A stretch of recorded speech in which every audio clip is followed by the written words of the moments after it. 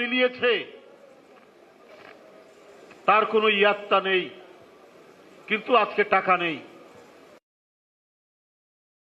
পয়সা নেই, এমন ভাবে তারা লোপাট করেছে, লুট করেছে। সেই লুটের নিদর্শন এখন মাঝে মাঝে আমরা পাচ্ছি যে যার কাছে সমস্ত প্রাইভেট ব্যাংক দিয়ে দেওয়া হয়েছিল, তুলে দেওয়া হয়েছিল, একবারই দেশটা ছিল শেখ হাসিনার বাপের সম্পত্তি, যখন যা মনে করেছে তাই করেছে। একটার পর একটা ব্যাংক দিয়ে দেওয়া হয়েছে শাহ আলমকে।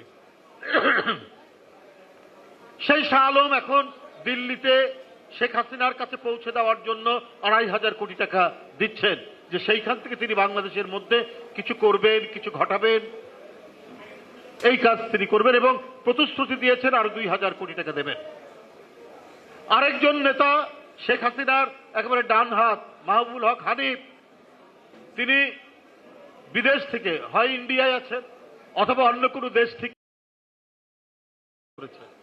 তো আপনি ১৫ বছর ১৬ বছর তারেক রহমানের কারখানার নাম কি, তার শিল্প প্রতিষ্ঠানের নাম কি, শেখ হাসিনা আপনি তো বলতে পারেননি, আপনি তো জানাতে পারেননি বিএনপি ক্ষমতায়, বিএনপি রাষ্ট্র ক্ষমতা পরিচালনা করছে, দেশনেত্রী বেগম জিয়া প্রধানমন্ত্রী, অথচ আপনি সোচ্চার কণ্ঠে বাংলার এক প্রান্ত থেকে আরেক প্রান্তে তারেক রহমানের বিরুদ্ধে কুৎসা থেকে আরেক প্রান্তে তারেক রহমানের বিরুদ্ধে কুৎসা রটিয়েছেন, অপপ্রচার করেছেন, অপকীর্তি ছড়িয়েছেন, অথচ বিএনপি আপনার বিরুদ্ধে কোন ধরনের ব্যবস্থা নেয়নি, মেনে নিয়েছে বিএনপি। এটাই হলো বিএনপি। আর